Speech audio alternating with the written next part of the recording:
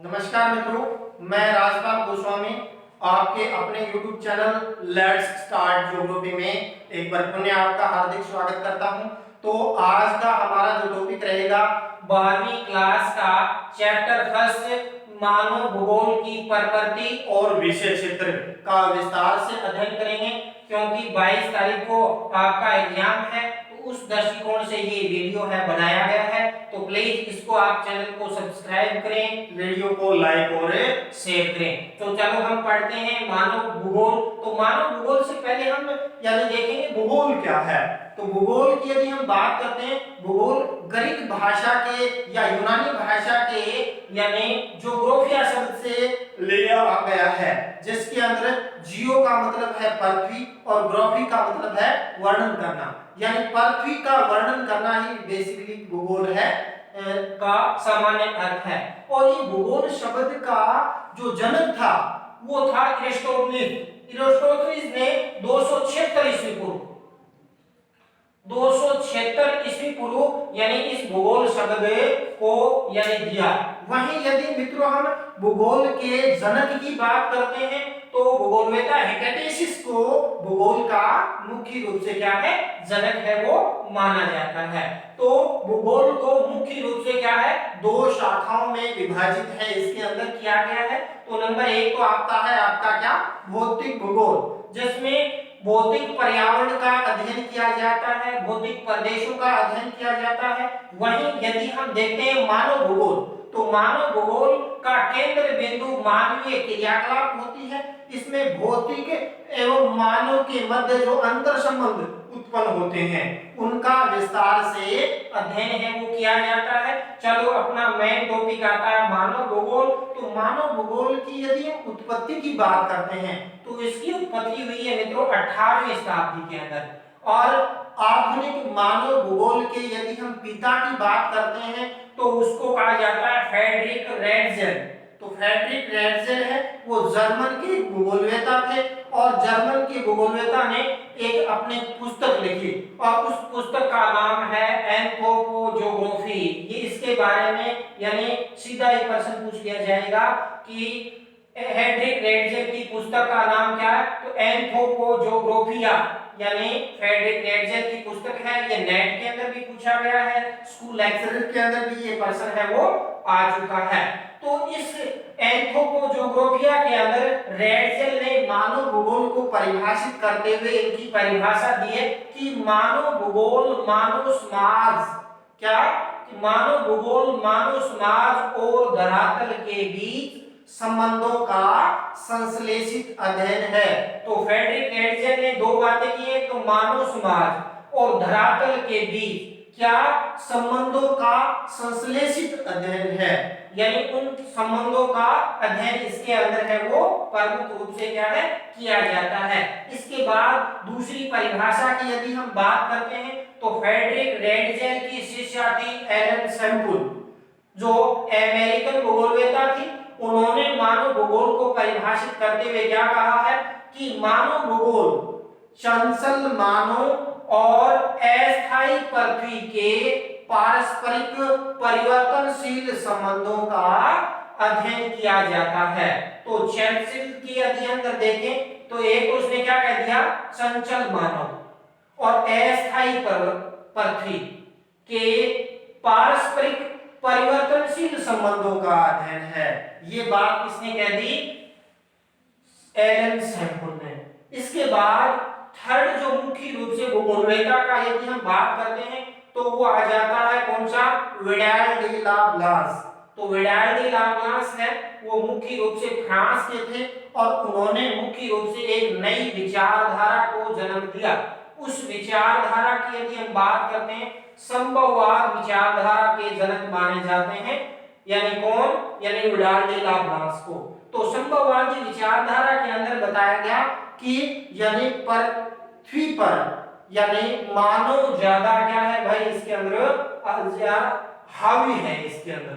तो ये संभववादी विचारधारा यानी प्रकृति पर मानव का प्रभाव अधिक इसके अंदर बताया गया है। और इसी यदि संभववादी विचारधारा के अंदर यानी प्रकृति पर मानव के प्रभाव अधिक बताया गया है। इसके इसके बाद थर्ड विचारधारा आती है ग्रिफिथ टेलर, यानी जो अमेरिकन भूगोलवेता थे उन्होंने भी एक नई विचारधारा दी और उन्होंने बताया रुको और जाओ। यानी ये विचारधारा क्या थी, यानी क्या ग्रिफिथ टेलर, यानी टेलर ग्रिफिथ में आ गया किसके, अमेरिका के।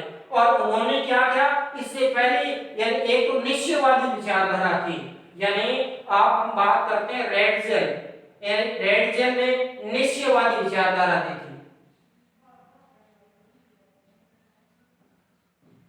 तो निश्चयवादी में तो प्रकृति को हावी बताया गया था कि प्रकृति सर्वोपरि है।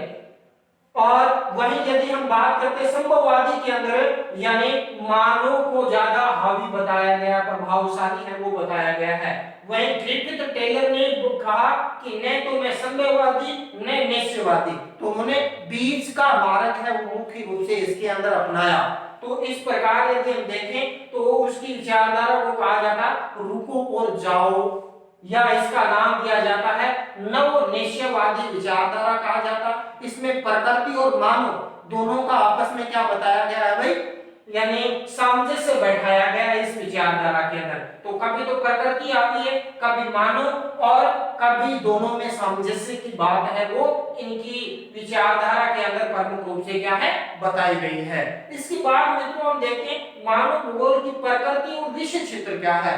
तो मानव भूगोल की प्रकृति और विषय क्षेत्र की बात करते हैं तो भूगोलवेता हेडिगटन, तो हेडिगटन ने मानव भूगोल के यानी विषय को दो कैटेगरी के अंदर बांटा है। नंबर एक भौतिक दशाओं के आधार पर वर्गीकरण किया है, दूसरा देखें मानवीय क्रियाओं के आधार पर उनका वर्गीकरण है वो किया गया है। और इनमें निम्न तथ्यों को शामिल है वो प्रमुख रूप से क्या है किया जाता है। तो इसके अंदर यदि हम मित्रों देखते हैं तो नंबर एक आता है जनसंख्या का भौगोलिक अध्ययन, यानी जनसंख्या घनत्व, जनसंख्या वृद्धि, लिंगानुपात जैसे फैक्ट हैं इसके अंदर मानव भूगोल के अंदर यानी विषय क्षेत्र के अंदर आ जाता है। दूसरा प्राकृतिक संसाधनों का अध्ययन, चाहे वो धात्विक हो, अधात्विक हो, प्राकृतिक वनस्पति जो भी संसाधन पाए जाते हैं उन संसाधनों का मानव उपयोग करता तो उसका अध्ययन भी इस मानव भूगोल के विषय क्षेत्र के अंदर आता है। फिर आता है सांस्कृतिक वातावरण, प्रकृति और मानव दोनों में सामंजस्य होता है तो एक अलग प्राकृतिक सांस्कृतिक वातावरण का निर्माण होता है, क्योंकि अलग अलग क्षेत्रों की अलग अलग विशेषताएं वातावरण पाया जाता है, उसका भी अध्ययन इस मानव भूगोल के विषय क्षेत्र के अंदर आता है। वातावरण समायोजन यानी वातावरण एडजस्टमेंट कैसे होता है, तो यानी अलग अलग ध्रुवीय क्षेत्रों के व्यक्तियों की क्रियाकलाप अलग है, उष्णकटिबंधीय क्षेत्रों के क्रियाकलाप अलग है, तो उसमें आपस में किस प्रकार सामंजस्य बिठाया जाए तो उसका भी अध्ययन है वो मानव भूगोल के अंदर किया जाता है। इसके अलावा दूसरे प्रदेशों से संबंध, एक क्षेत्र विशेष के प्रदेश का दूसरे क्षेत्र प्रदेश के यानी प्रदेश में क्या तुलनात्मक अध्ययन किया जाता है, क्या क्या विशेषताएं पाई जाती उनका भी अध्ययन इसके विषय क्षेत्र के अंदर आता है। तो इसके ये तो आ जाता है प्रमुख रूप से यानी इसके अंदर मानव भूगोल के विषय क्षेत्र के अंदर। अब बात करते हैं मानव भूगोल की शाखाएं कौन कौन सी है, यानी 18वीं शताब्दी में मानव भूगोल की उत्पत्ति हुई, जैसे जैसे इसके कार्य क्षेत्र में वृद्धि होती गई और धीरे धीरे इनकी कई शाखाओं का जन्म हो गया। तो यानी आपके बोर्ड के अंदर सीधा पूछ लिया जाएगा 2 नंबर का कि मानव भूगोल के किन्हीं 2 शाखाओं के नाम लिखिए, तो आपको तो सीधा इसका नाम ही बताना है। तो नंबर 1 आ जाता है सांस्कृतिक भूगोल, दूसरा आपका आता है आर्थिक भूगोल जिसमें आर्थिक क्रियाकलापों का अध्ययन किया जाता है, राजनीतिक भूगोल में राजनीतिक गतिविधियों का अध्ययन है वो प्रमुख रूप से इसके अंदर किया जाता है, सैन्य भूगोल के अंदर सैन्य क्रियाकलापों का अध्ययन किया जाता है। वहीं चिकित्सा के अंदर देखें तो चिकित्सा से संबंधित विभिन्न प्रकार की जो अन्वेषण उनका अध्ययन इस चिकित्सा भूगोल के अंदर प्रमुख रूप से क्या है किया जाता है। इसके बाद मित्रों हम देखते हैं कि कई बार सीधा पूछ लिया जाता है कि प्रमुख या जर्मनी के किन्हीं 2 भूगोलवेताओं के नाम बताइए या फ्रांस के भूगोलवेताओं के नाम बताइए, तो इसके अंदर ये भी ध्यान देना है। तो जर्मनी के अंदर देखते हैं तो एक हमने देखा था हम्बोल्ट, दूसरा आता है रेटर और तीसरा आ जाता है रेडजेल, फ्रेडरिक रेडजेल। ये तो तीनों भूगोलवेता थे किसके जर्मनी के। फिर यदि हम बात करते हैं फ्रांस की तो फ्रांस की एक तो हमने देखा था विडाल डी ला ब्लांस, ये भी फ्रांस के थे। इसके अलावा फेब्रे हैं वो भी फ्रांस के भूगोलवेता थे। इसके अलावा डिमार्जिया है, वो भी फ्रांस का भूगोलवेता है, वो माना जाता है। वहीं अमेरिकन भूगोलवेता की बात करते हैं तो इसके अंदर एक तो आ जाती है एलन सैम्पुल, इसके अंदर आती है।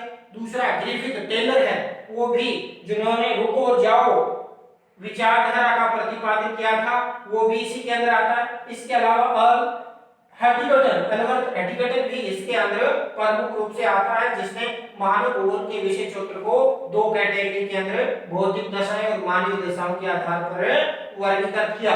इसके बाद हम बात करते हैं ब्रिटिश भूगोलवेताओं की, तो जिसमें आपका हर्बर्टसन आ जाता है, मैकिंडल आ जाता है और रॉक्सबी इसके अंदर मुख्य रूप से क्या है शामिल है, वो किया जाता है। तो इस प्रकार 12वीं भूगोल का मानव भूगोल का प्रथम चैप्टर प्रकृति और उनका विषय क्षेत्र का आज हमने विस्तार से अध्ययन किया।